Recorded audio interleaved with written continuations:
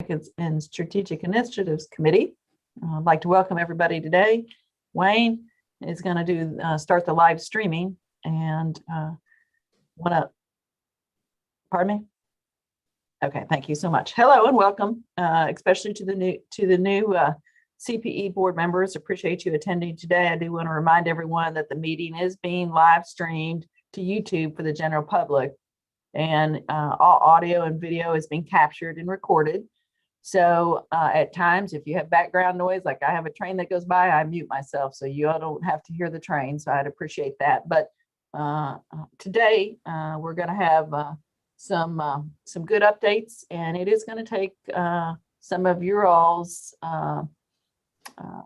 I guess participation. I use the word participation during part of the meeting today. So we do not have any minutes that we're going to review, but we do need to call roll. So Carrie, will you please call roll? Yes. Excuse me. Yes, thank you. Chair Lori Harper. Here. Dr. Mohammed Barber. Mr. Colby Burks. Here. Mr. Lucas Mintzer. Miss Viada Ravichanardin.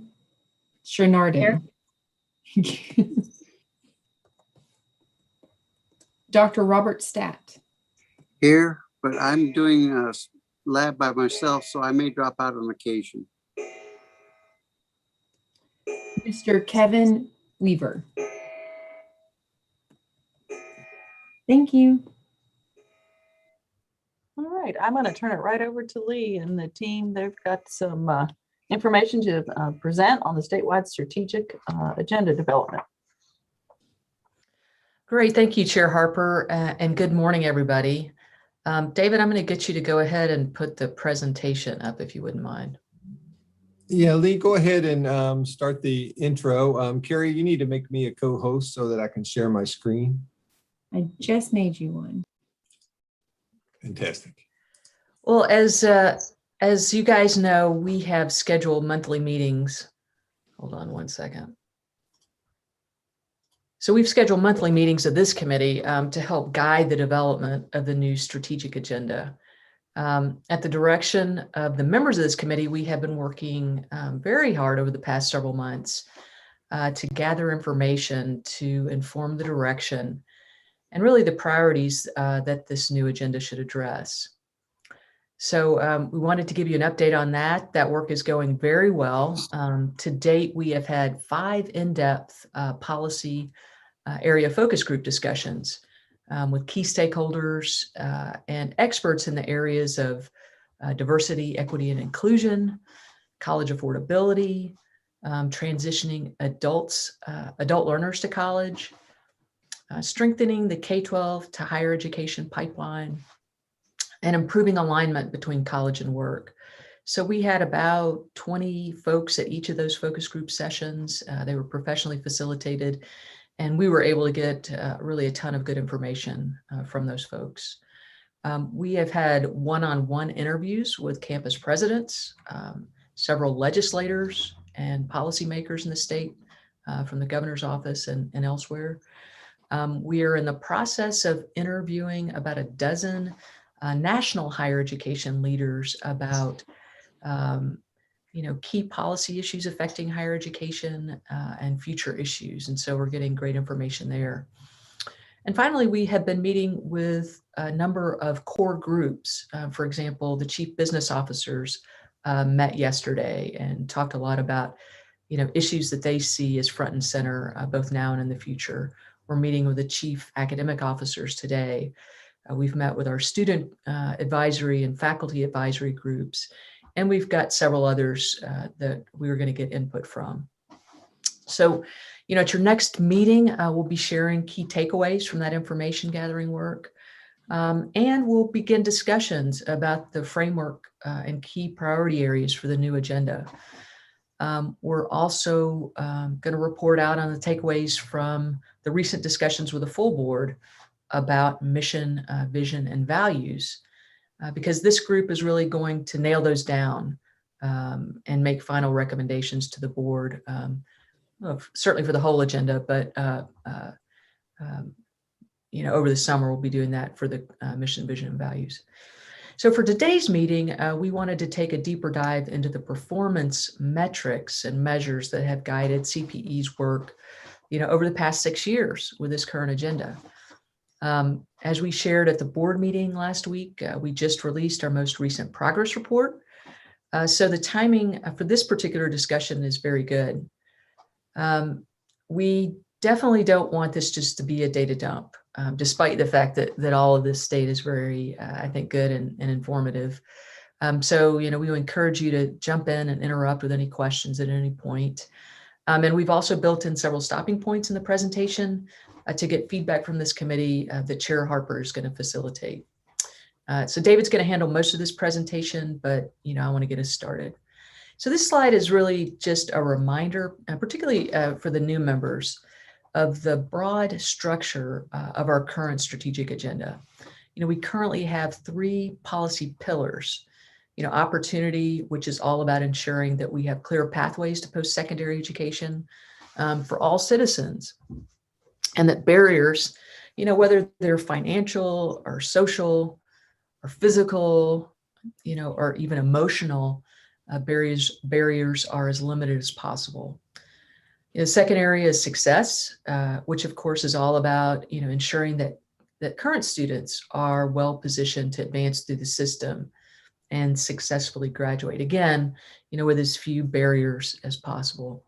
And then finally, the third area of our current agenda is impact, which is all about ensuring there is a clear connection between what we're doing in the post-secondary system and the economy.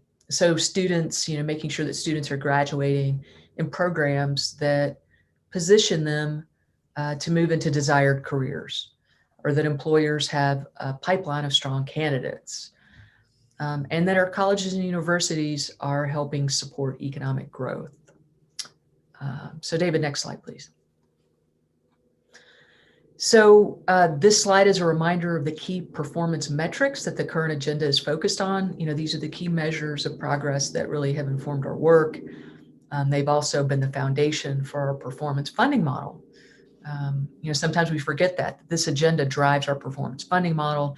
It also drives our diversity, equity, and inclusion plans and the metrics that surround that. So the presentation today is going to highlight progress on some of these metrics, but not all. But we can discuss any that you're interested in. So David, I don't know if there's anything you want to add here before we move on. I would just add, Lee, that underneath the list of these 16 areas is the PDF, a link to the actual PDF of the progress report and the interactive dashboard. And so for some of you, you may want to follow along in either a digital environment or a PDF environment. You're welcome to do that, or just to look at the slides, because I think we have a nice summary of it in these metrics. But as you said, we can certainly jump into any of the areas of interest and have a more in-depth conversation. Yeah.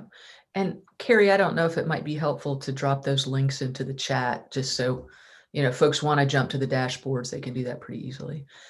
So David, let's move on to the next slide, and we'll talk real quickly about policy area 1. So before David jumps into some of the key metrics, we wanted to highlight sort of high-level programs and initiatives that CPE, at your direction, as a board's direction, has undertaken, in partnership with the campuses to try and advance progress in this area. So I won't go through all these. We most recently have created the Commonwealth Education Continuum, which is getting a great deal of attention and is driving some conversations that have needed to happen between all the layers and players really in the higher education pipeline. So the focus there has really been trying to streamline pathways between high school and college. We're continuing this campaign that President Thompson has really focused on in his tenure, which is that higher education matters. This whole idea of improving the value proposition of higher education is extremely important. The attention has been focused over the past several years in particular on pricing higher education. So, this last year, for example, we had the lowest tuition increase in over 20 years. We want more students to be transitioning into post-secondary education, obviously, and we want to get your feedback on that. But we launched this FAFSA campaign, which is the first hurdle, and we need to do more in that area. We have a very robust Gear Up program reaching 10,000 plus high school students, and that's ongoing. They're doing terrific work. And then, we have some limited funds at the council that we've used to help campuses, both improve the pipeline for students, but most recently this year to offset COVID costs. So if there are no questions about some of those things, let's jump into the metrics, David, and then we can go back and talk more about strategies to move the agenda forward. Yeah, and thank you, Lee. And that Commonwealth Education Continuum, I think, is really important. And that's one of the metrics that we'll start with that plays into this. I think there's been a cultural shift, and President Thompson's leadership has been fantastic in getting us to a place where we're not talking about just what the K-12 world ends up giving us in post-secondary, but that streamlined pathway that helps a student navigate all from beginning in high school into post-secondary into the workforce. And so it's super important. And we look at things like college readiness differently in K-12 as we do in post-secondary. And so that education continuum helps us have those conversations so we're better informed in what we say is a culture of assessment and action from the research, because the data talks to us. Are we listening is what we like to say, and can we bring it to action? So one of the things Lee and I are very sensitive to in these type of presentations, and Lee said it right, is that we don't data dump, or in my case, I don't want to bury the lead. What's really important, if you summarize all of this work, so there's 16 areas, metric areas, and if you disaggregate that becomes 29 different campus level metrics that each institution is responsible for.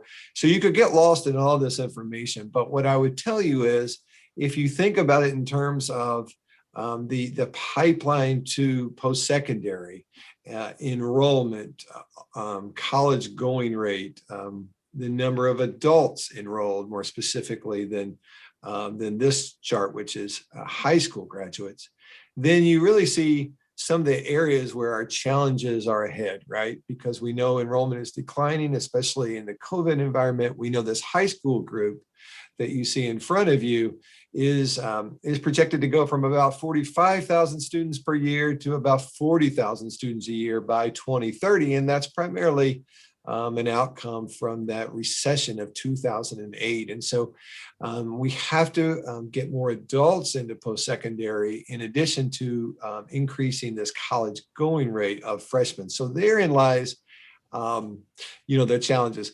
But the other parts that we'll tell you about that are super important, we have increased our retention and graduation rates, those proportions that of students that do enroll with us, that they graduate, and especially for those underserved groups, low income, students of color. So that's helped us increase the overall number of graduates, our degree production, and you'll see in subsequent slides that we're making progress towards our 60 by 30 in spite of enrollment declines and in spite of declines in ongoing on to college rates and any of those input kind of measures. So I just want to make sure that we make that point super clear before we dive into the data.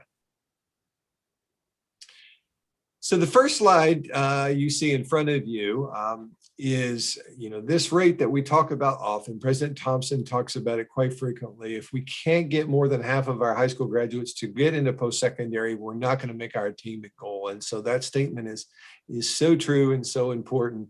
And you see on the key takeaways that it's those folks those groups that you traditionally think about as being high risk. They are in fact not going directly to college. And so you see the male number, the African-American number, Hispanic, and then the low income group. But we also can tell you that this dual credit number is very, very important, because we know with those high risk groups that if we affirm their ability to do college level work in high school through dual credit, then the on to college rate goes up to almost 77%. And so we have to get more of our of our high school students to participate in dual credit. I often get the question of how many are participating now, what proportion do something. We're up to almost half, which is remarkable because it used to be about a third. So we have to keep pushing forward. There's a lot of state dollars through the dual credit scholarship and through the Work Ready scholarship to get more high schoolers to take advantage of dual credit. Hey, David, before you jump, I just want to make sure folks see that last bar, which is the national average. You know, I think we always in Kentucky need to be paying attention to what we're doing in context with the rest of the country. And, you know, at least from my perspective, this is a statistic or a metric that we watch closely that is concerning, maybe one of the most concerning that we have. So we've talked about this before with this group, but it's something we have to keep an eye on.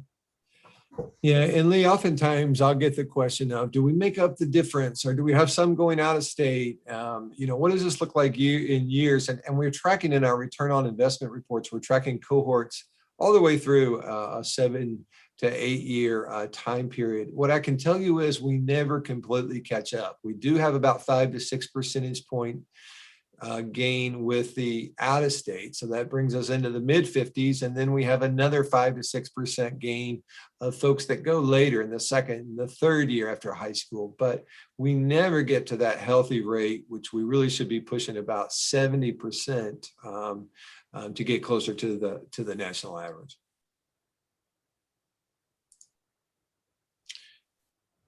So I'm going to go through a couple of enrollment slides, and enrollment's an interesting piece because there's not an accountability aspect of it. It's a contextual kind of thing for our campuses.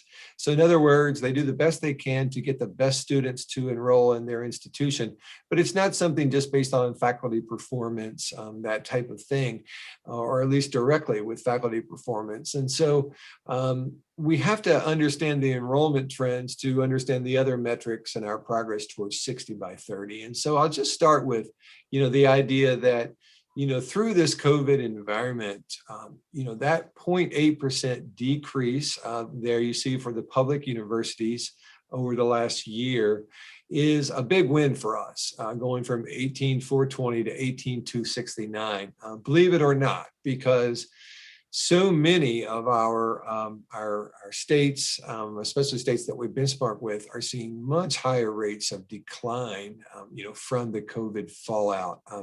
You see in the KCTCS environment that, you know, no institutions grew with this first-time population. This is our tradition, what we used to call traditional age, coming directly from high school, and all that. Although that 18% is you know, very important to note, that is about where the national average is for community and technical colleges with this 2-year population.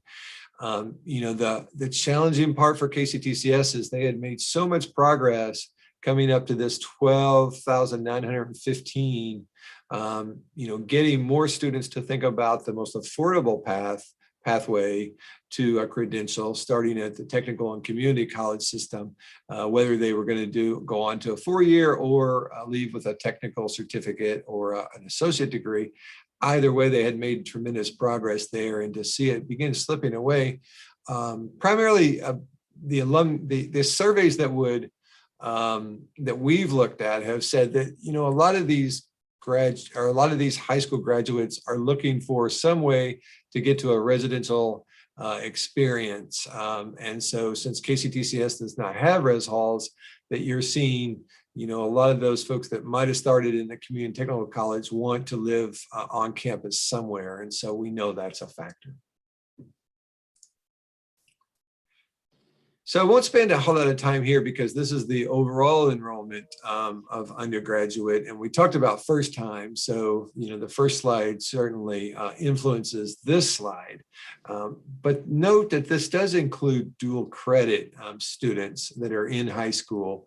And so what's interesting about our 4-year public situation is if we remove the dual credit students and we just looked at credential seeking, then again, we would be closer to flat instead of that 96,101 here you see in the fall of 20.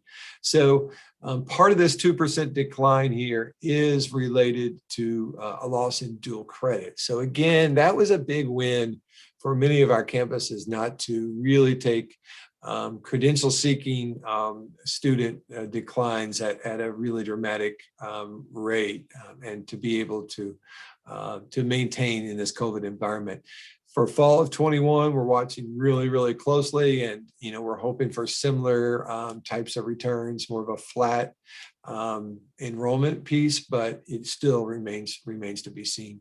You can see KCTCS at 10.5% decrease, and again, much of that is around their loss in first-time students, but they also lost a number of students, about 5,000, to workforce training, which is a big thing for our community and technical partners.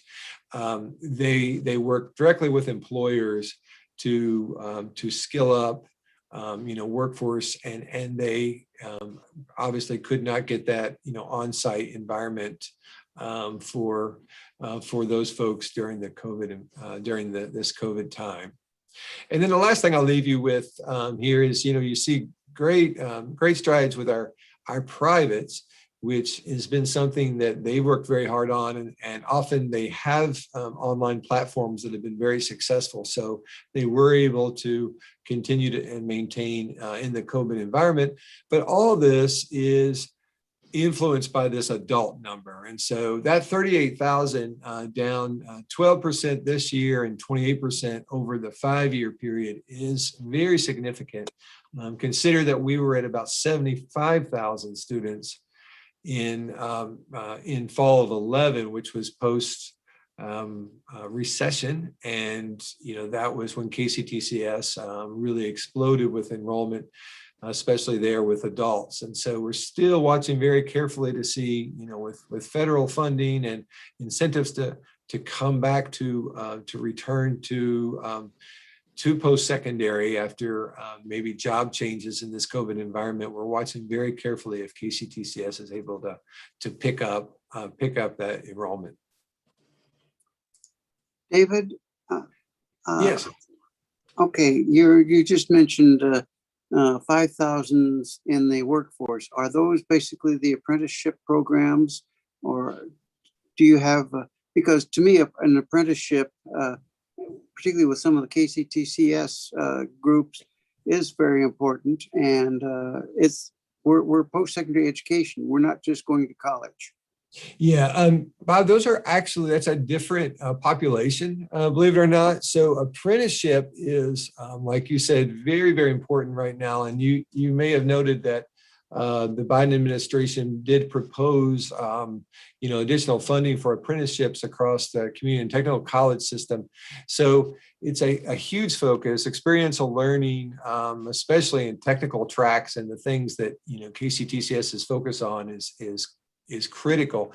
But this is not the apprenticeship program. This is the non-credential seeking students that are embedded in the employer private sector mostly, that have partnered with KCTCS to train, typically on site at many of these locations. And so that program took some really heavy hits in the COVID-19 environment. Okay, thank you. So we're coming to the end of the opportunities section, and I want to just spend a little time with what we call these affordability metrics. And so, we talk about this net price very frequently.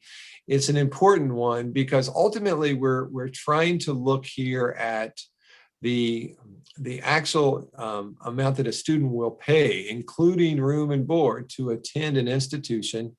And that's after all the grants and scholarships have been applied. So even in KCTCS, we are considering room and board because, we know they have to eat somewhere, right? They have to live somewhere, even if it's at home. And so all that goes into the equation. So you start with cost of attendance and you back out the financial aid that's in the forms of grants and scholarships, not loans.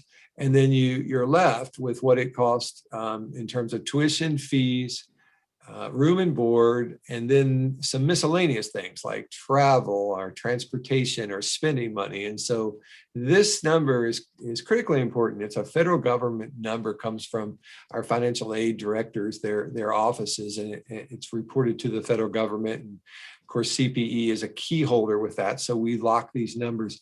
And you can see here at the top, we went from about 14,740 to 18,853 at the research, just over 10,000 to 11,500 at the comprehensive. And we're hovering right around 6,500, very flat at KCTCS. Now, while you may say this is, concerning for our four-year institutions, actually, we are below the national average with these. And I will just tell you that, many states would be happy with these types of numbers that we've been able to maintain. And so the national average number here is 19,520 for a four-year institution. And so to think that a research institution is below the national average is actually a win. And you can see it's been pretty well controlled over the last 4 years, really in both the comprehensive and the research institutions. So really better news here than it appears, because we have a lot of red over here in terms of the proportion of increase. But we do want you guys to know that, we're watching this very, very closely. This 1920 is just been updated. Thank you, Carrie. She worked hard on this slide and many aspects of this progress report, and so she can jump in with comments as well. But we think that net price is stabilized, to a really a certain degree level that we can be comfortable for the short term, and certainly something to keep a close eye on. So I will stop there and see if there's any questions about the metrics, and then I'll turn it back over to Chair Harper for discussion. Any further questions about the metrics? Okay, thank you so much, David. As we look at, I guess, the two questions we're going to pose here, again, this is where the committee really needs to come in and participate. So give me what your thoughts on how we can improve on the on to college rate for our recent high school graduates.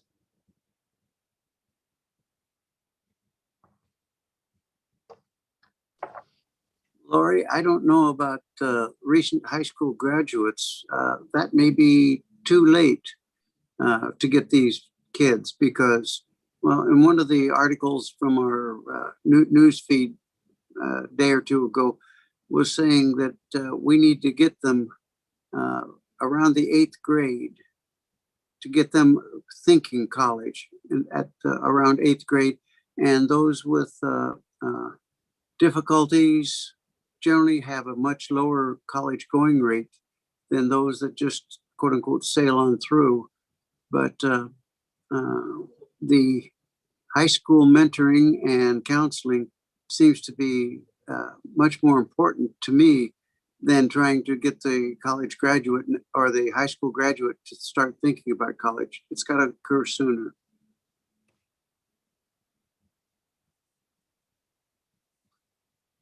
No, I would agree with you there, Bob, to be honest. It starts at such an early age, and a lot of it is how the student is impacted at home and within their community that they live in, about the value of I guess their post-secondary education, whatever that path may be.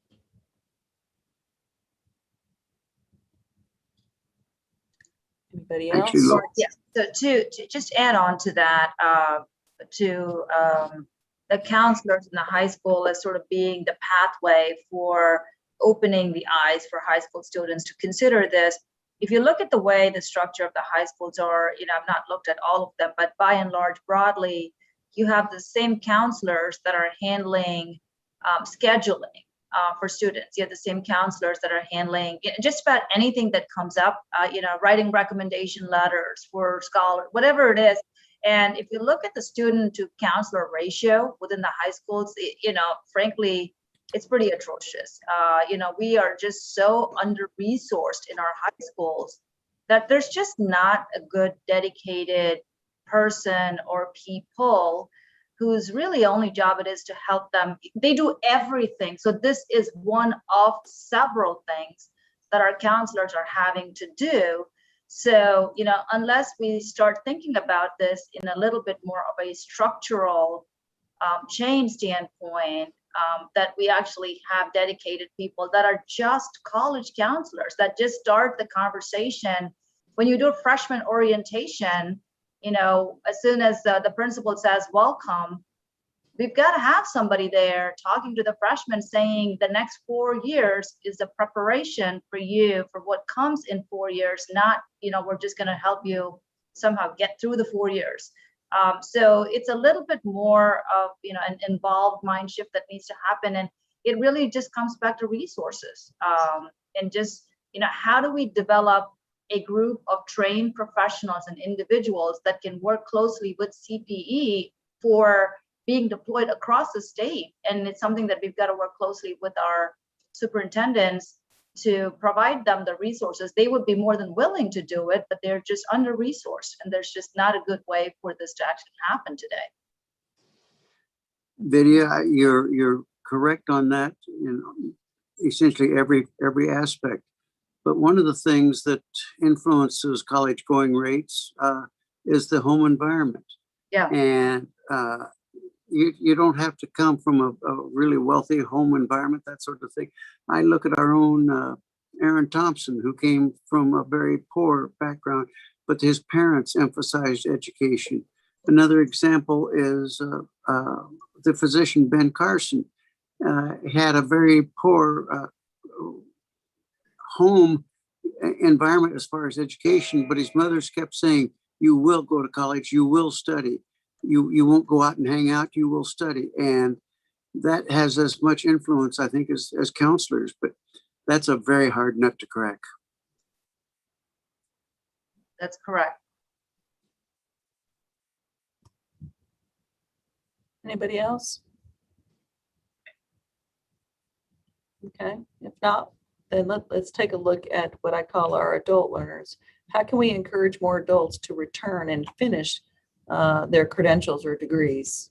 We have a lot of, for the new CPE board members, we have a group of individuals who maybe start school, but then they step back away and go get a job instead of finishing.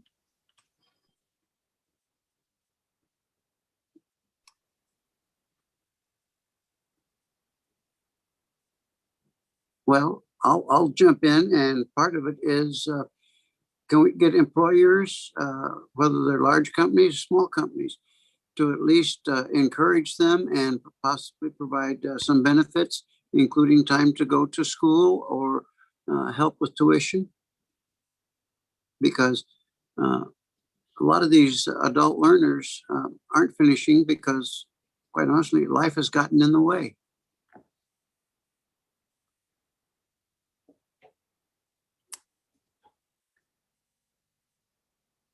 It's true. I know that, again, I don't know how we get the private sector to publicly say they're willing to support, but I do know a lot of businesses do support that and do pay for people to go back and finish their degrees or take something that helps them improve upon their career.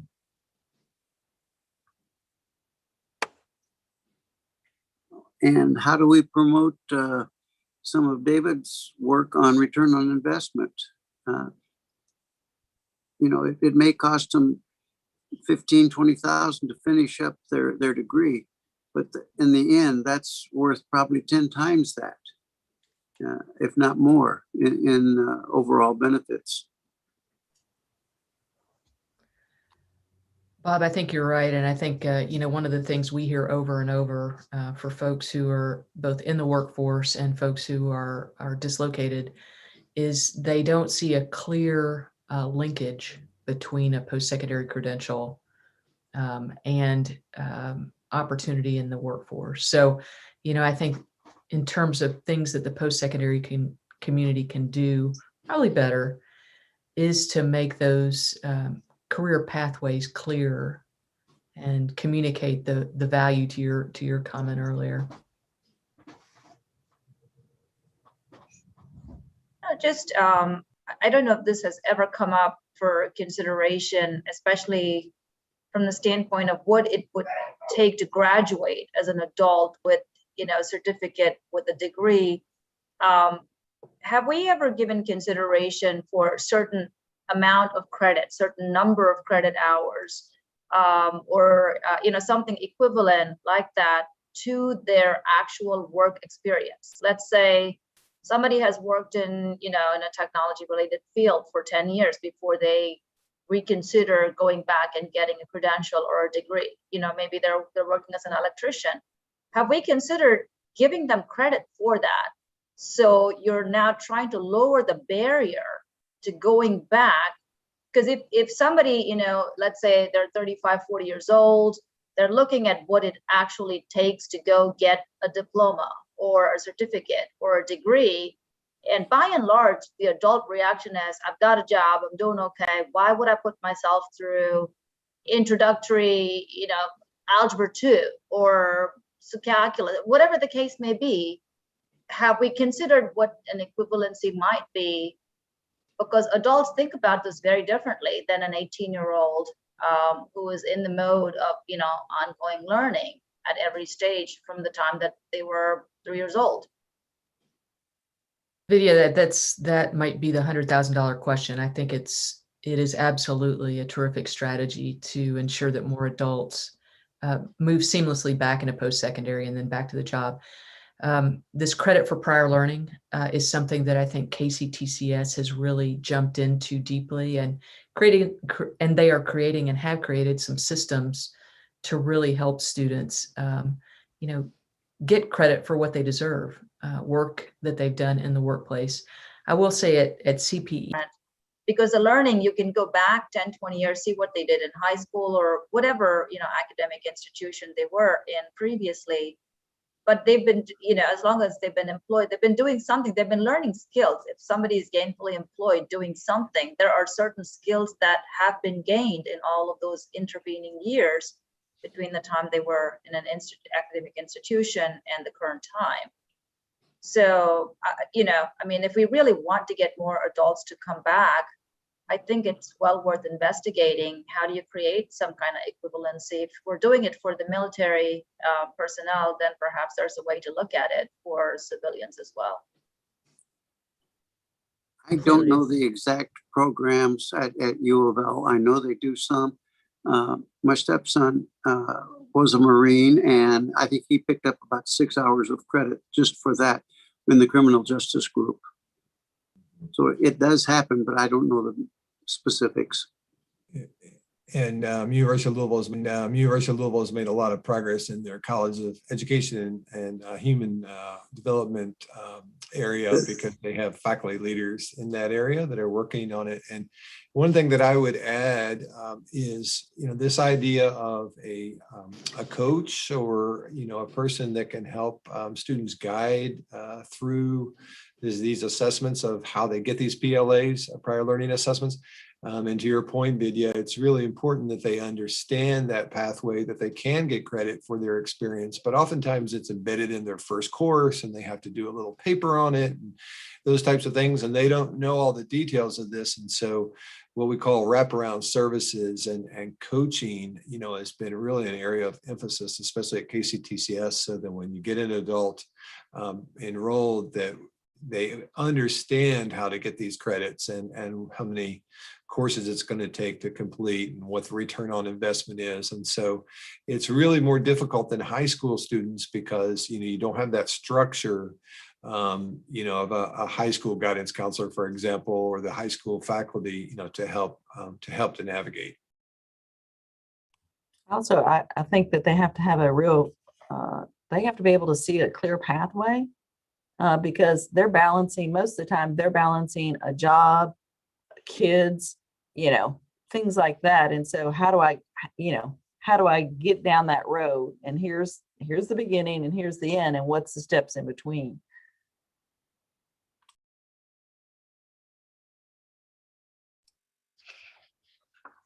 All right, any other further questions or comments?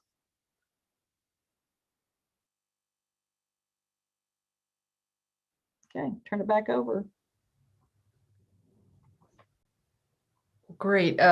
Before David jumps into the data, I just want to again highlight some key things that CPE as an organization has really focused on over the last 6 years, and this past couple of years in particular, in policy area 2, which is all about student success.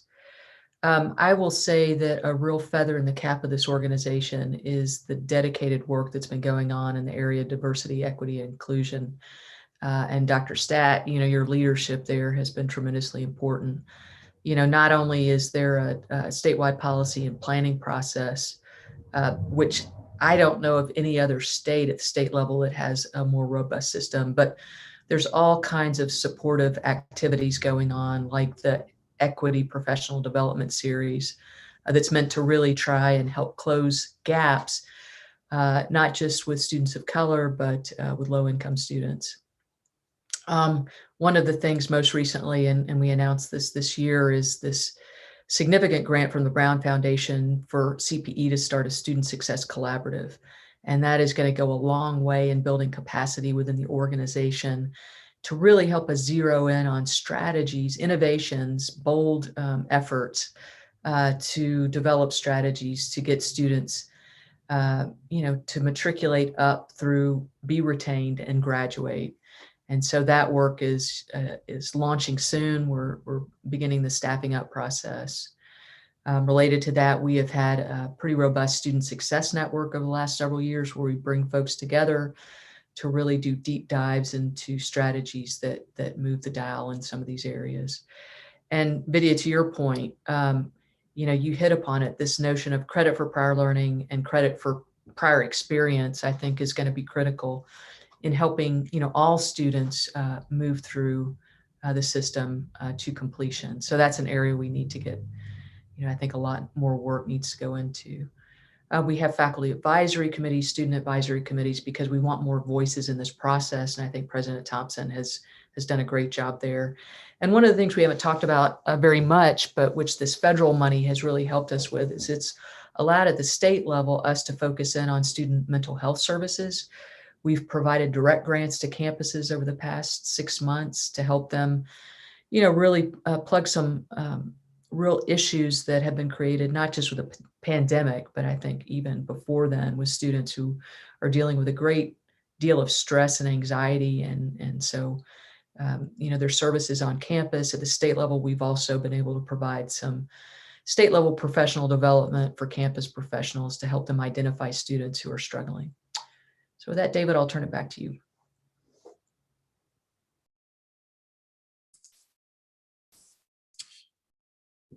So again, the success area is about graduating more of our students that enroll with us. And so we know these proportions are critically important, especially to focus on the gaps, if you will, between underrepresented minority or students of color and our low-income students, and those would be our Pell recipients, our federal Pell Grant recipients.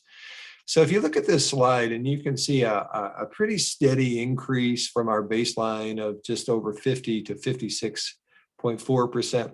What's important to note is how many students that actually is. And so, any given cohort with the public universities, and that's what we're looking at here, is about 18,000 students. And so for every percentage point, you're looking at about another 1,800 students, that ultimately complete a degree. And so that's a really important piece of how many additional baccalaureate holders, going from a 55% to 56.4%.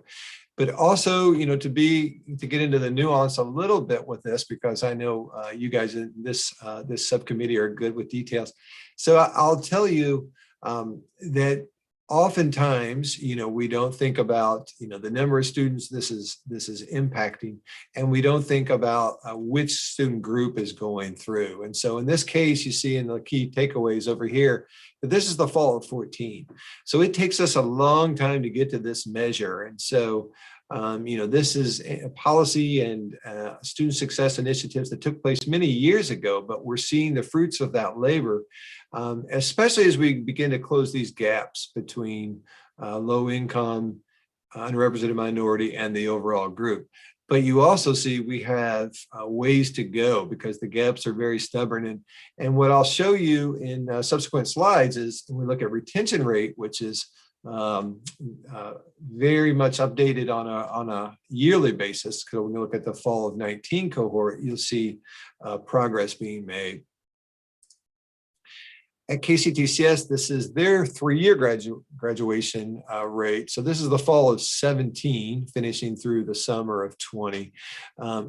These are, again, first-time students that have been cohorted and tracked to see how many ultimately complete their credential within 3 years. And so this is a success slide, not only because 33.9% went to 36%, but it's also a success slide because you see this low income group, this 31.7, get closer to that overall number, that 36.3%. And so closing that gap is critical. What you'll notice is good progress with our students of color at KCTCS from the 16.5 to 24.3, but the gap still exists. So what you can understand with this slide is that more of our students of color are ultimately also low income in this orange bar. About 2/3 are from low income backgrounds. And so when you add from a low income variable, when you add also the URM variable, those folks are really have 2 risk factors, right? So they're low income students from backgrounds, low income backgrounds. And so we're making progress there, but the gap is still slow to close. So as we go from retention rates to graduation rates, this is a yearly metric. And so this group, this 1920, is fall of 19 new freshmen at 4-year public universities to the fall of 20. And so we're really proud of the gaps that have closed here from the low 70s to the upper 70s, closer to that 80% overall. The other big takeaway here is that we've never been above 80% in our 2nd-year retention for our public universities. And so that really goes to the efforts that are going on campus, where each and every student is closely monitored and tracked. And to Vidya's point, the advising system has to be robust to really help these students navigate that transition from high school to college. And so we're really excited about this because ultimately this will predict future graduation rates, and we will be able to continue to hopefully improve our number of graduates. And then finally, for KCTCS, this again is a 1st to 2nd-year retention. Now, if a student just does a short-term certificate and finishes that, they are also counted in this group. And so you can see, again, they're making great progress with their low income, but their low income URM number is still, that gap still exists. And so we're a lot to celebrate here because this overall 57.1%, that's about 2/3 low income. And so that's such a huge group. This green bar is such a huge group, but we continue to watch closely, again, those students of color, often from low income backgrounds. So I will stop there and answer any questions about the metrics, or turn it back over to Chair Harper for discussion.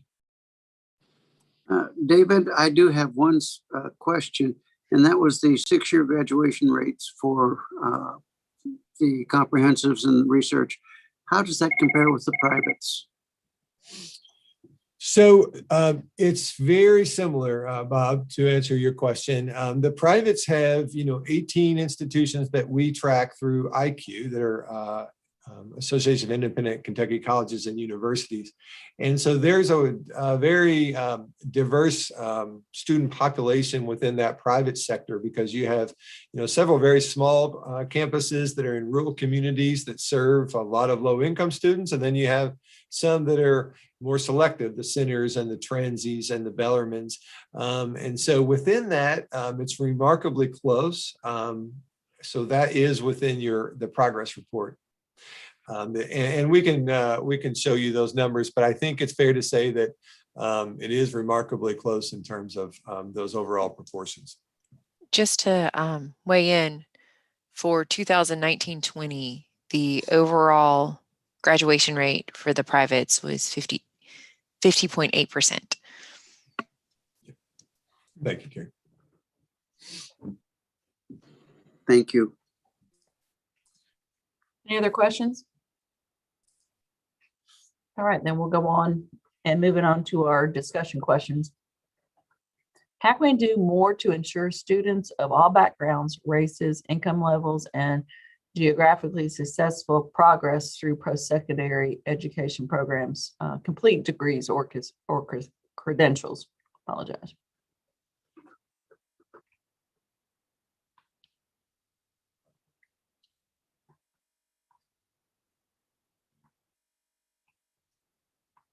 I will say that I think that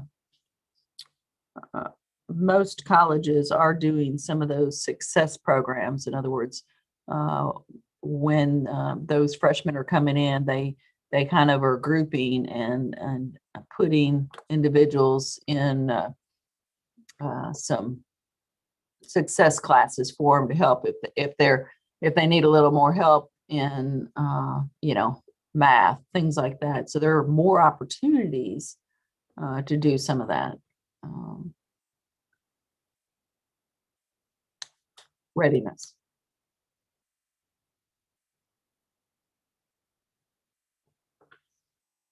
Anybody else? Well, just to put 2 cents in, or maybe 3 cents, inflation adjusted. The whole idea of return on investment, I think that we can keep stressing that, and I'm sure some of them will listen.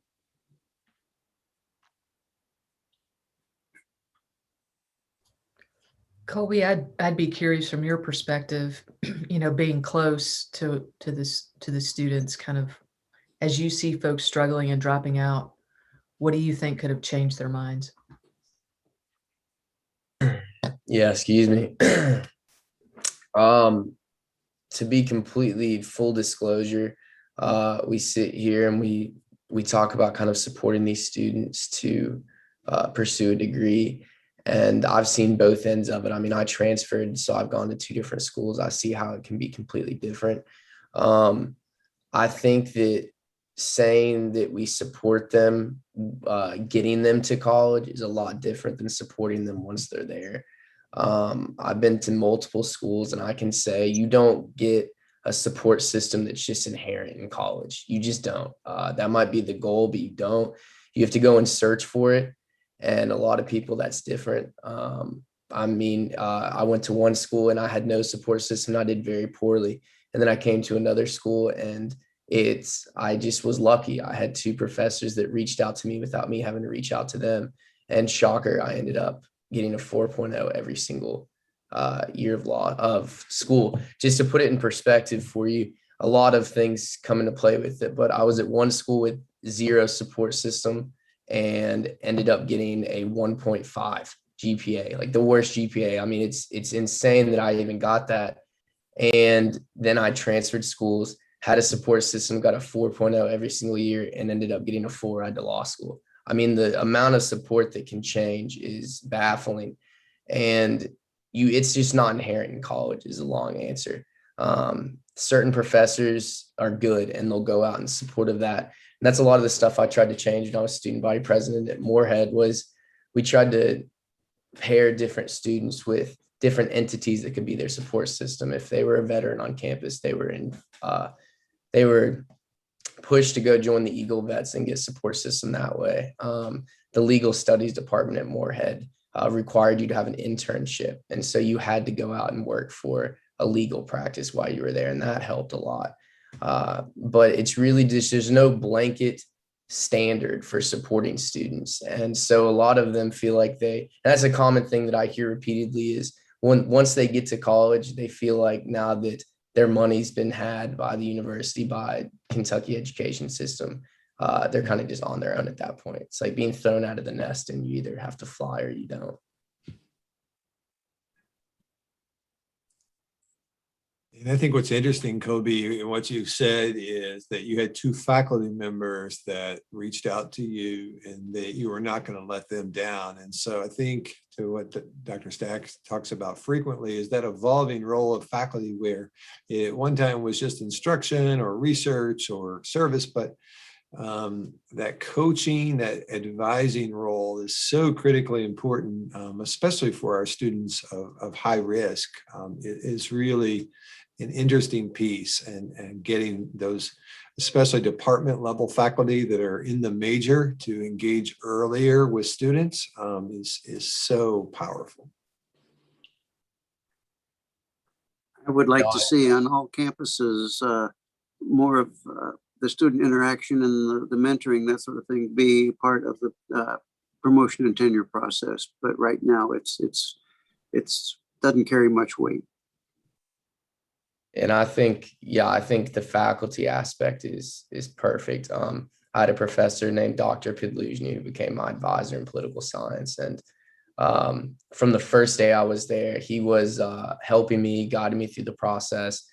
He ended up giving me a C on a paper, my first paper for him. And he called me in his office and he sat down with me for 2 hours straight, just 2 hours of his day, just teaching me how to write and how I was going to be able to heighten my writing process. And then I've taken those skills with me through the rest of my 4 years. And I think you're exactly right. Once you have this mentor of a professor, it's this special relationship where you don't want to disappoint them either. And so it's almost like you work harder because you're accountable to somebody other than yourself, which I think is a big aspect of success in college.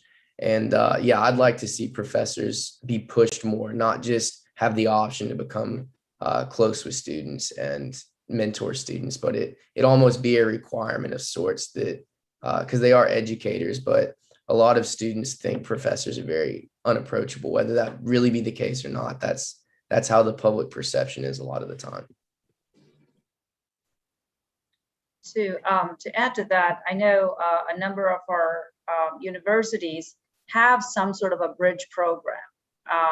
When you are a pre-freshman, you just graduated high school, you're getting ready to go to college in the fall, there's some opportunity for the students to get prepared for what's ahead. And if they're behind in language or if they're behind in math, there's certain programs, but I don't really know how accessible and available those programs are. Do students know about it? Especially, are we targeting the students that may not be coming in with stellar credentials from the standpoint of the colleges to say, this is here for you.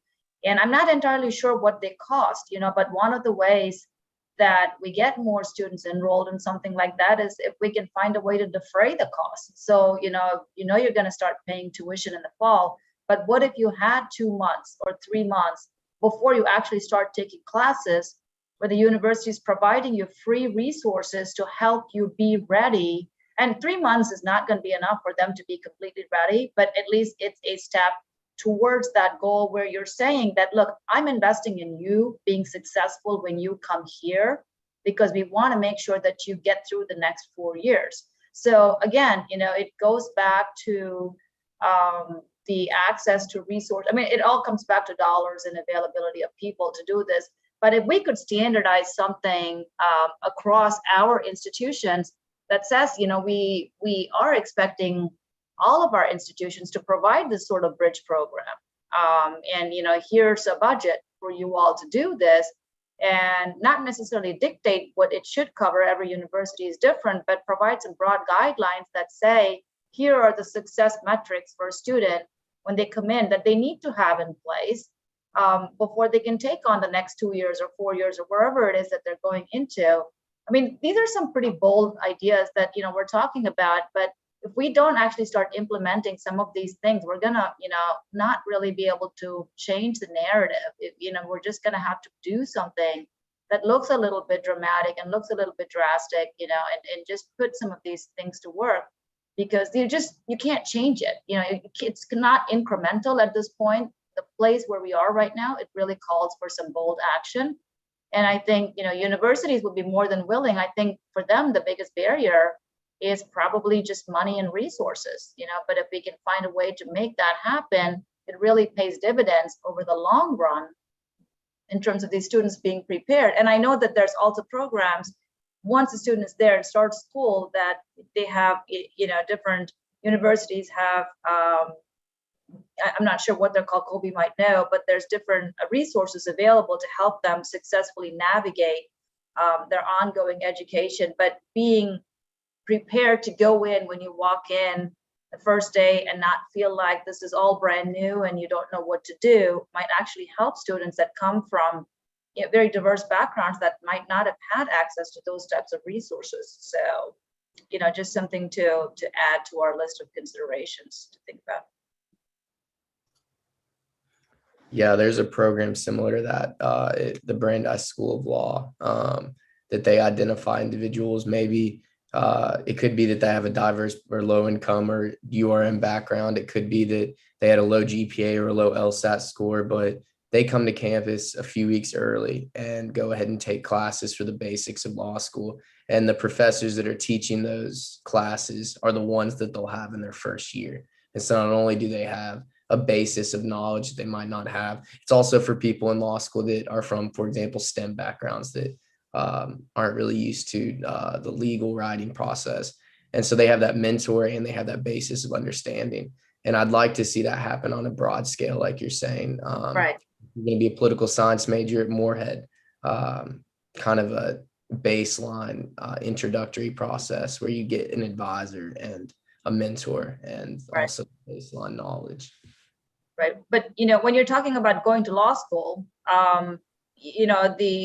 clearly the student that's entering a law school has already gone through sort of the difficult 4 years of making sure that they've got the background to get to law school. We're really talking about a much more rarefied group of people at that point that really understand. I mean, they're embarking on this voluntarily and willingly, and they're committed to their academics and their education.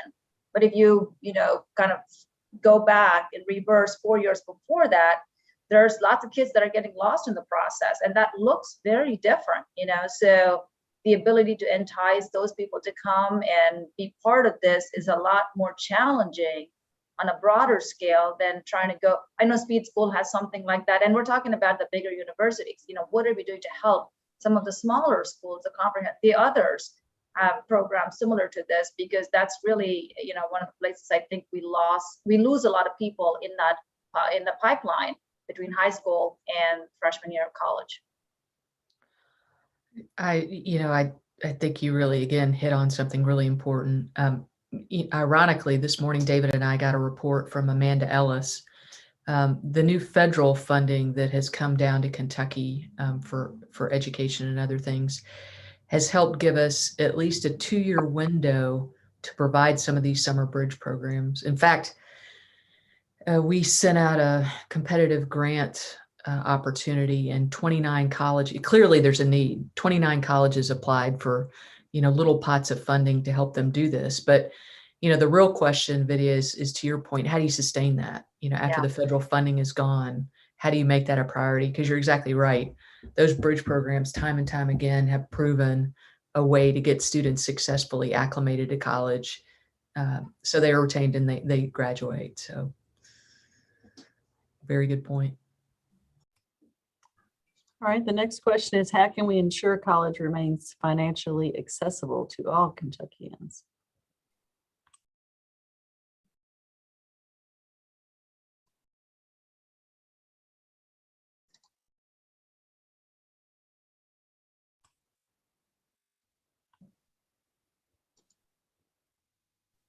I'll just interject and hit the same thing that I hit on. in our other meetings is financial accessibility is a lot more than tuition at this point.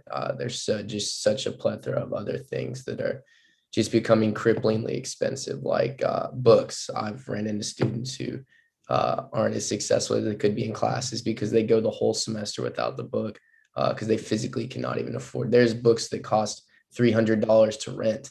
And I know a lot of the time for STEM majors, especially, that's hard to bypass since you have to have the updated version because things change so frequently. But books are very expensive. Living conditions are very expensive. I worked a lot with veterans on campus in undergrad. And one of the biggest things was college had become so expensive that they have their GI Bill that barely covers tuition and fees at this point, and then they don't know what they're going to live off of. And a lot of the time, they're these non-traditional students who can't just go live in a dorm with their wife and 2 kids. So it's just become, the other things besides tuition have just become so expensive. It's almost making it very unattainable financially for people.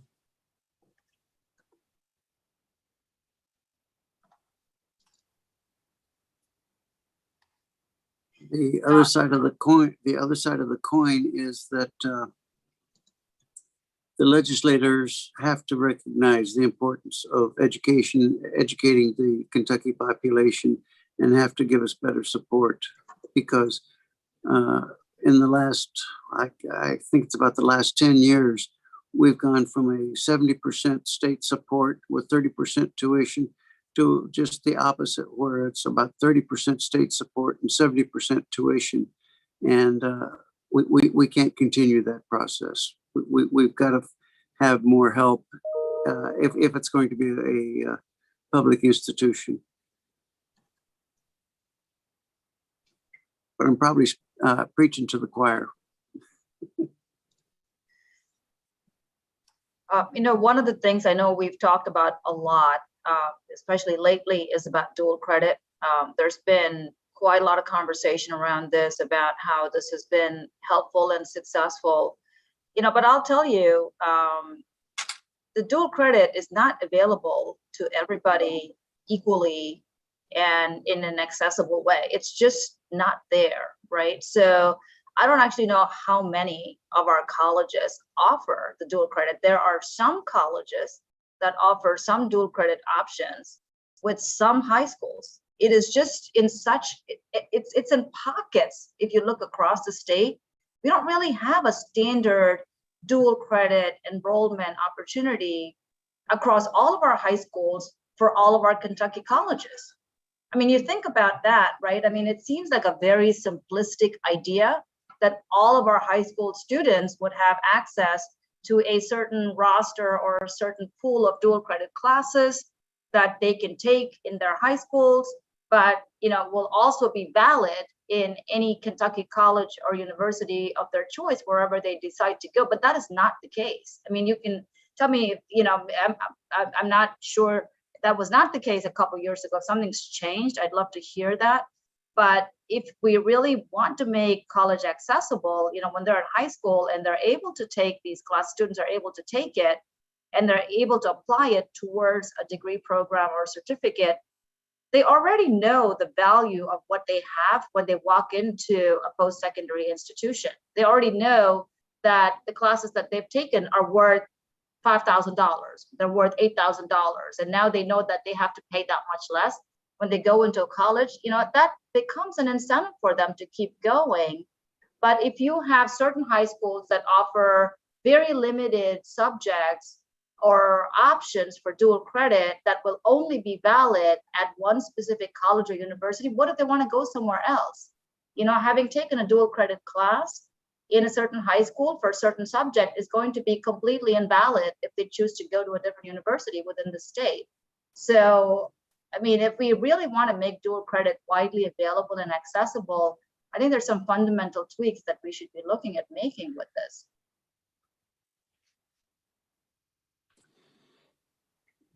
Is some of this restriction based on the availability of qualified faculty? I don't know. It could be, but I think it's also from the post-secondary institution standpoint as well. I think there's obviously limitations on the faculty side and the high school faculty and teaching. Also, the universities accepting those classes. I mean, Lee, I'm sure you're, Yeah, I was going to see if David was going to jump in because he and his team have done some work recently. But just I'll start off. You're right, Vidya. There is a lot of work still to do in the area of dual credit. I will say that there has been, I think, some significant improvements and expansion over the past 3 or 4 years, particularly the introduction of dual credit scholarships and things like that. In terms of transferability, if campuses are following the rules that this board set, then all general education dual credit courses should be accepted at any post-secondary institution in the state. Now, once you get into dual credit courses that go into majors, I think there is some negotiation that has to go on. But that makes sense. David, you may want to jump in. Yeah, I think what you said is still largely valid, Vidya. I would say that there are pockets of, especially geographic pockets, where we're still not doing as good a job as we need to in terms of accessibility of dual credit. But I think it's also fair to say that we did find some really positive outcomes from our dual credit research, that low income students are proportionately have the same likelihood of participating, but low income students that are also students of color are not as likely to participate. And so we still know there's groups, and that's just a participation piece. But what you said about advising is still critically important, because there are so many details to work out that you need that high school advisor to help understand the courses to take, which institution to enroll with, and also this nebulous world of what's an AP course and what's a dual credit course and what's a dual enrollment course, which is offered on the college campus, not even through the high school, but would still count towards your high school credits. And it can be really tricky. So it's really back to that advising question. And so there are issues, but there are a lot of things that we feel like we're doing better within, as Lee said, within the last 3 to 5 years, because quite frankly, there's a lot of tax dollars flowing, to support this. So a lot of folks have gotten on board and really tried to add some better structure. So let me ask this a different way. What are the barriers that we have today to making dual credit classes that students, first of all, making dual credit available across all high schools in the state? And 2, from the post-secondary institution standpoint, them giving credit to dual credit. If you took a dual credit class in Louisville, you should still be able to apply that to EKU or Moorhead or somewhere else, and not necessarily just from our local high school in that area. So what are the barriers that we have for both of those things happening today? Well, I think the first is, I think in terms of, the ability to transfer the credit, there are a lot of stories that students tell, but I think those are anecdotes and a bit of one-offs that, we should address. But for the most part, we have got to a place where we know that transfer credit is viable. Now, sometimes what will happen is you'll get a general elective and not get the actual English 101 because Sure. that institution wants to double down on their writing in the first year or whatever. So that's happening a lot. And I think most folks are okay with that. But I would just say the barriers are pretty simple. First, that KCTCS especially, the dollars that are involved in this, they feel like it's a very expensive program to run because it is capped from state tax dollars at one time it was a third. Lee, I think it's gone to maybe 40% of their credit hour, their amount credit hour. That's right. So, a simple way of saying that is that campuses are subsidizing the cost of dual credit. So it's a money issue. Yeah. And then the second, there is regulation around this, and you could, fall on either side. But what happens is when you have accreditation through the regional accreditor, SAC-COC, Commission on Colleges, then you have things like that 24-hour rule that each faculty member has to complete 24 hours of additional graduate level credit over and above their baccalaureate degree in the discipline to be qualified to teach. That's one. The other is that if an institution offers dual credit and that's done in the high school, those learning outcomes are just as accountable for that higher education institution as if they were teaching it on campus. So they're trying to do assessment of like collecting, sample papers and learning data from a high school that they have very little access to. And so then they have to bring those instructors from high school onto campus to do professional development days and really treat them like a college faculty member, which is very healthy, but it takes a lot of funding. And so, as Lee said, in many ways, the institutions aren't finding enough return on their investment, even though, they continue to offer it. And so, unfortunately, I've been on both sides of this equation, and I can tell you that it's a really good product and an important product, but we have to continue to advocate for the funding of it so this access continues and we have better structure, especially in the high schools with advising and with the high school instructors is what I would say.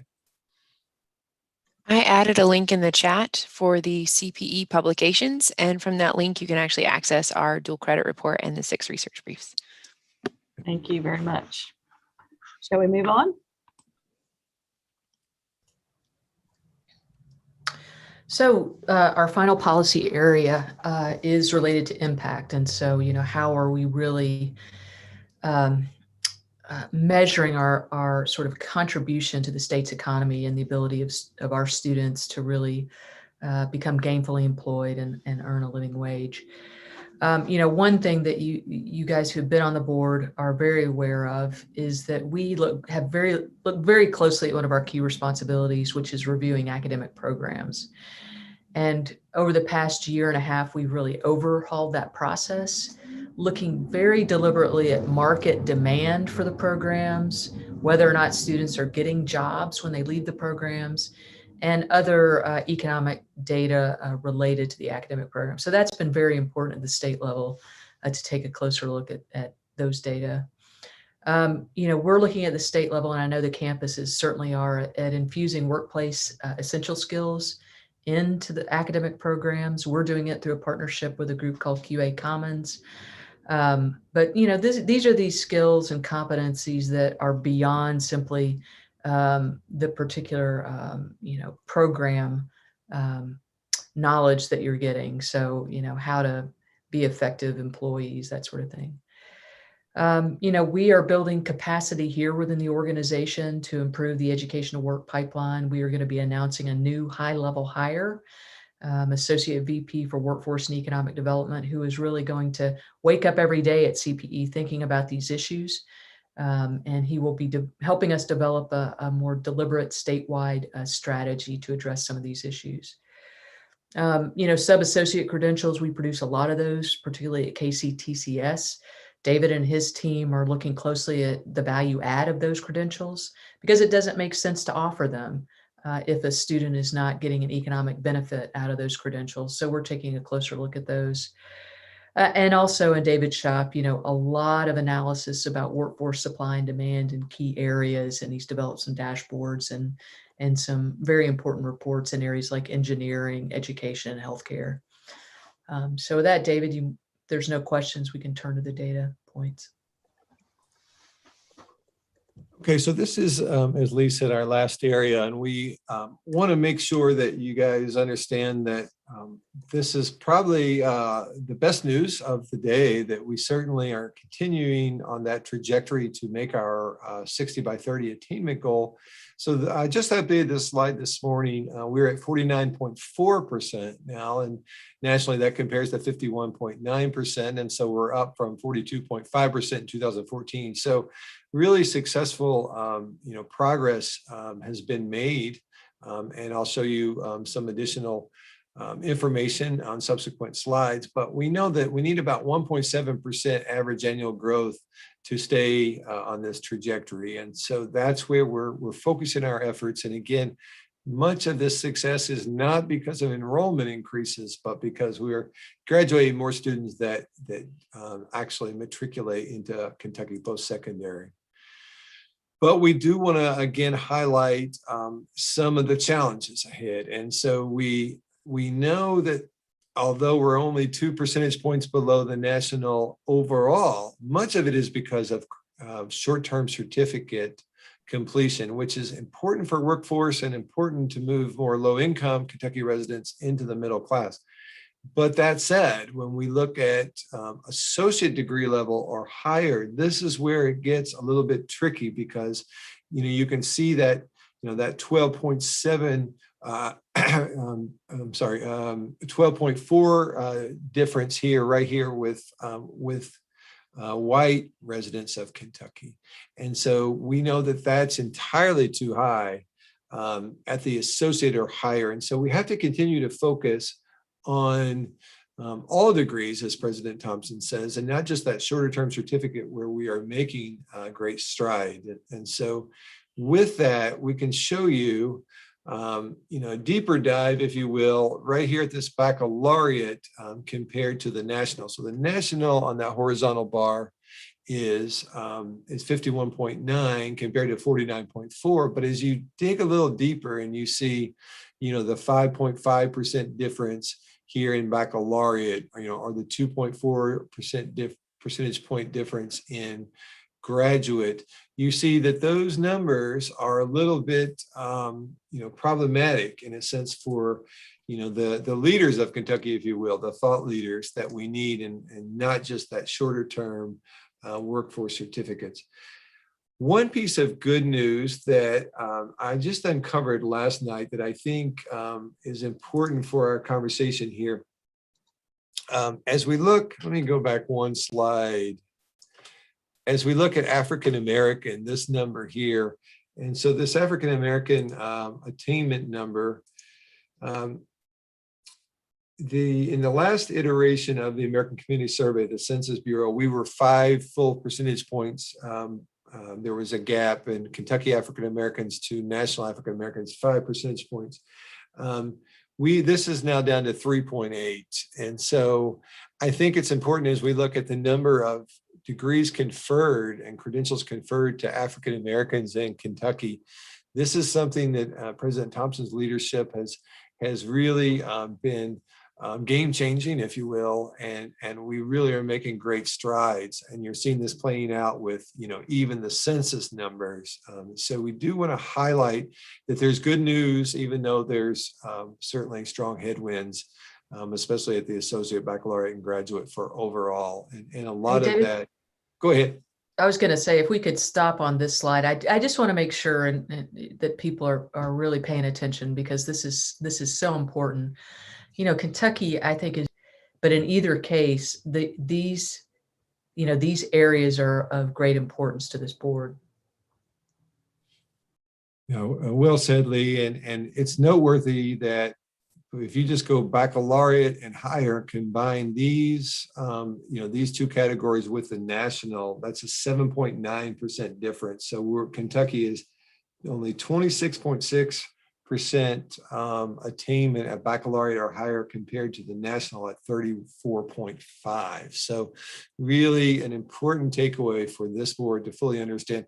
The other thing that I was looking at just last night, and I think is noteworthy, we have great opportunity with so many Kentuckians that fall into these groupings here, as less than high school, and some college. And so this combined group out of a population in Kentucky of 4.5 million, roughly, is about 1 million residents. And so if you think about it that way, that returning adult population is still so important. And it's such a huge proportion of our overall, state population. So we'll start with the good news here and just show you this trajectory. And I think most of the board members have seen this. For the new board members, it's an important one because we look at it very carefully on this 1.7% needed threshold at average annual growth rate, as we say, towards our 60 by 30. And, I get the question often is, how many folks is that? And so this is an unduplicated count. So a lot of times, we'll receive, some concern that say, well, so many certificates are being conferred, and when you count them overall, it belies the point of how many completers there are. This is an unduplicated count. And so that's where we're really watching carefully, comparing these growth rates, 3.47, 3.29 to this 1.7. And so again, this would show us on trajectory to make 60 by 30, but we will continue to do research to show you the details below this. And we're going to release a brief and a new interactive report this summer to really give the board the power to see underneath it, in terms of baccalaureate and associate and certificate, and also by county and by institution. So stay tuned for that.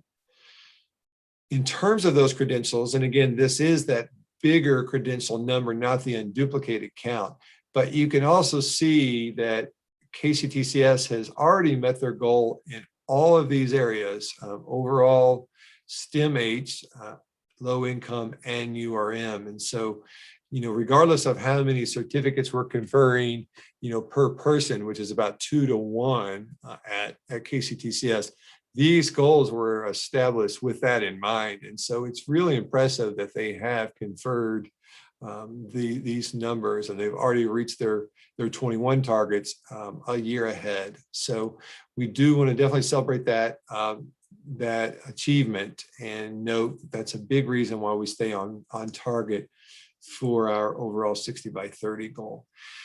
When we look at degrees at the public universities, we see also much good news. You'll notice that this was pretty flat here, from 19,000 baccalaureate degrees to just about 150 there. So we're not seeing the type of growth that we would hope, but if you look at it over the 5-year span, you can see, that more significant growth from 18,000 to 19,150. And so we have seen, pockets of really impressive numbers. The number of URM graduates, as you see here, the number of STEM-H graduates where the targets have already been made. We continue to struggle, as the performance funding group will tell you, that the number of low income graduates, which oftentimes includes groups such as rural community white males, frankly, that have been displaced in manufacturing jobs or agricultural jobs, that we're not seeing those folks coming back finishing baccalaureate or even certificate or associate. And so there's still challenges, especially for that low income population, that we definitely want to watch closely. In terms of the graduate degrees, this is primarily, we say it's somewhat flat, but, if we had said, 5 years ago that we would be flat or even increasing, I think we would have said that was a win, because there was a lot of concern that we couldn't continue to increase that count. And so we are seeing really positive signs, especially in the health fields, for the MSNs, for the returning nurses and other master's level degrees that are being offered now at the public universities. And so there should be some good news ahead in terms of the number of graduate degrees.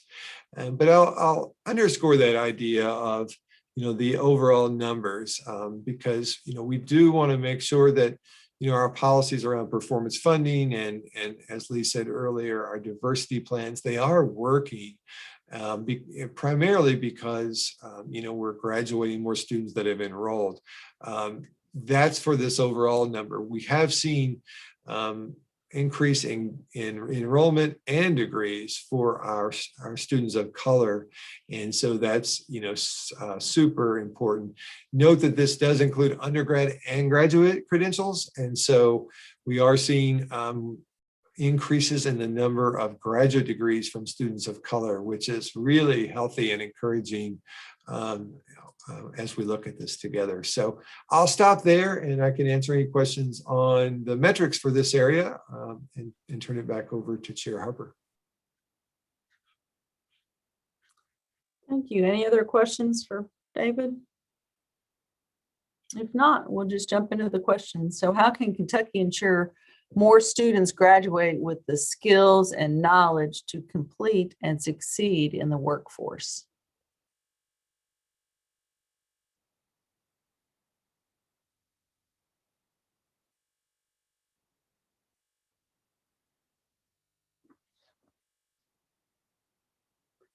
Become a quiet group.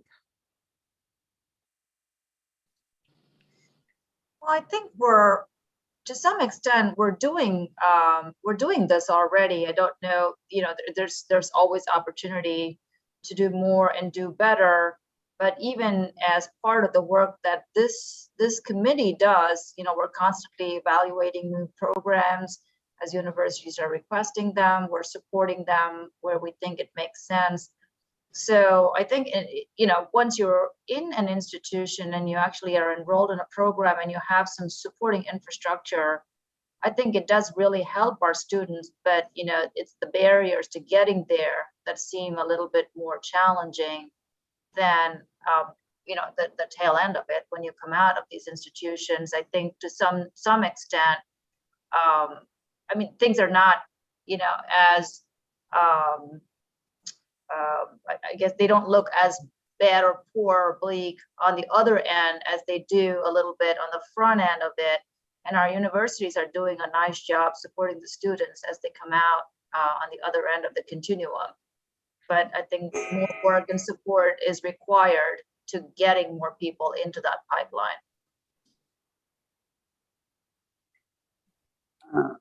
I'll take a slightly different tack on that video, but we've heard from several employers that the comment here, graduate with the skills and knowledge to compete. The employers generally aren't after specific skills. They want people who can think, who have critical thinking capabilities, and I've seen enough on U of L's campus as well as other campuses that we're pushing for diversity issues, but sometimes is not as apparent. And rather than teaching, I'm not sure that we're doing a great job of teaching how to think or to be independent in their thought process, but rather sometimes they're told what to think. And I don't think the employer, that they want somebody that can think independently and they can teach them the skills they need. Agreed. Yeah, I'd agree.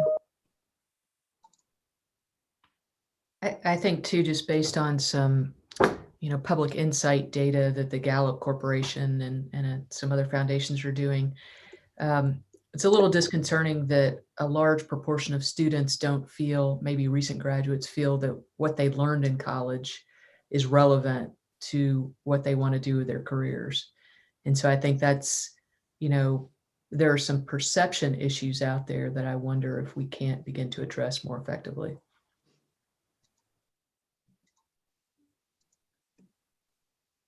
Yeah, I will say I have a young man who came to us after his freshman year, wanted to be an engineer, wasn't sure which type of engineer. And so he was working for us, and his comment was, I learned more working this summer than I did the whole year I did in college.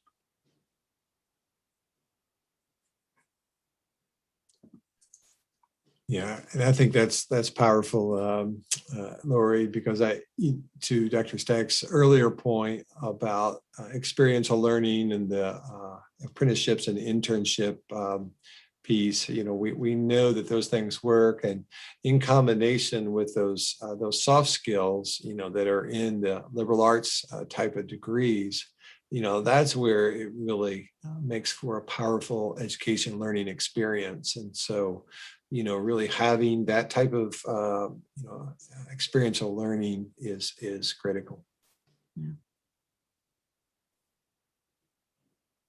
The real question is, how can we promote that within the university system?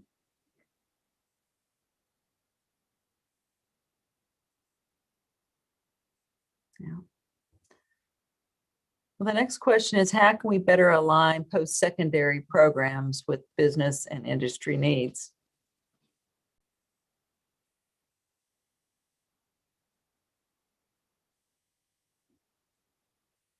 We need to ask questions. Yeah.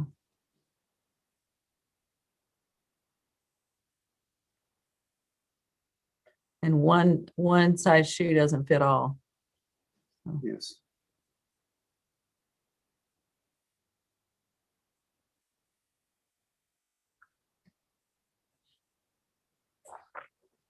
And I'll just add that we have several data-related projects that help us understand both geographically and attainment level gaps of where the number of graduates in terms and the need for particular business.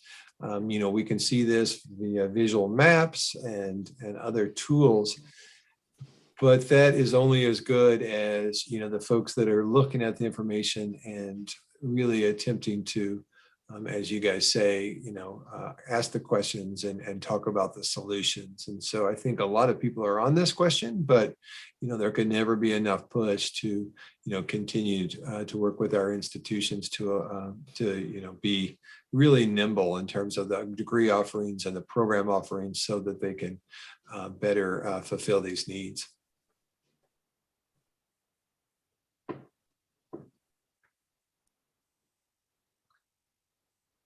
Any other discussion? Well, we can better align post-secondary programs with business and industry needs. The larger corporations can set up internships, that sort of thing. That to me can go quite a ways in helping define what the business or industry needs through the internships, and we can get feedback from the students on what they learned.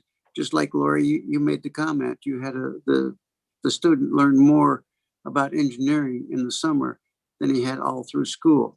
But we can, is that information transmitted back to the post-secondary education process? I don't know.